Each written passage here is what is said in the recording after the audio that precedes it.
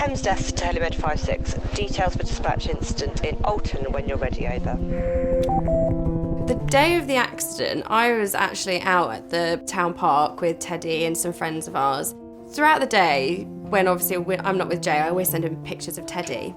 And I thought it was really weird because 2 hours had passed and I hadn't actually heard a response. It wasn't like Jay to not respond that quickly. I just got that feeling something wasn't right.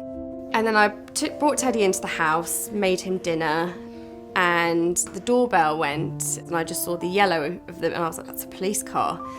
I said, oh, come on in, I'm just feeding the baby. And her face just dropped and she said, oh, you have a baby? And she was like, well, James has been involved in a very serious car accident. The police officer then blue lighted me over to the hospital and she just kept saying that I needed to prepare myself.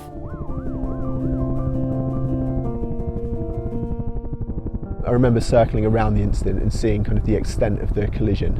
We approached the job with our kit and it became quite obvious that there may be more than one patient that we had to treat. There were several cars involved and there was one that was obviously damaged. James was still in his car. We couldn't actually get to him and do a full assessment straight away. So it took at least another 15-20 minutes for the fire crew there to be able to free him from his vehicle. It became obvious very quickly that he was quite poorly and he had sustained some significant injuries. The areas we were worried about were his abdomen, his pelvis, and the most obvious injury was to his leg. We made a plan to actually put a drip in his hand and start a blood transfusion there and then. That's how concerned we were.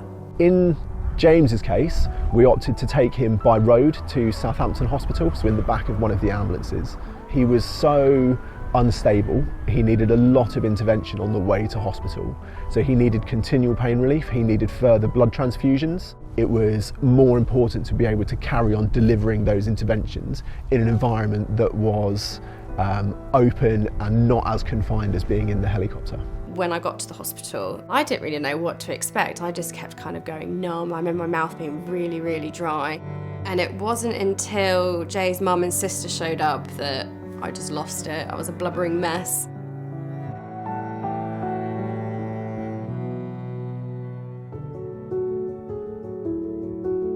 Honestly, I don't think I'd be here, which would be a scary thought because obviously Teddy, my son growing up without a dad, and Millie having to face all this by herself. We're just thankful that they were there to help, really. The biggest key milestone that I missed in hospital was Teddy's birthday. It was his first. It's the biggest one that meant to us as a family. We got ready, had breakfast and got straight in the car to go see Jay. And the nurses at the hospital were lovely because their main focus was getting a lot of the equipment off so that he could transfer to a wheelchair just to come down and see Teddy on his birthday. Being able to kind of sit outside for a couple of hours with your son it was the best thing. Since leaving the hospital, I've actually been going down to Salisbury District Hospital for some rehabilitation to kind of learn how to walk again. Say, well done, Daddy. We went to go see the Hampshire and Isle of Wight Air Ambulance aftercare team. They've kind of filled in the blanks of what happened on the day of the crash, and they're always kind of checking in just to see how I'm doing. They've been phenomenal throughout the whole thing. To the crew at the Hampshire and Isle of Wight Air Ambulance and to the donors, I would just say a massive, great big thank you, because without them, Jay wouldn't be here, Teddy wouldn't have his dad, and our lives would just be so different and not in a good way. Perspective on life has completely changed altogether, realising that it all could be taken away by literally just going for a drive. It's certainly changed it, so obviously now we spend a lot of time as a family.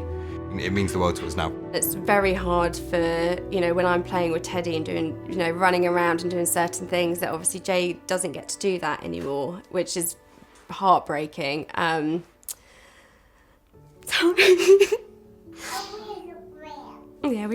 it's a lot more special now.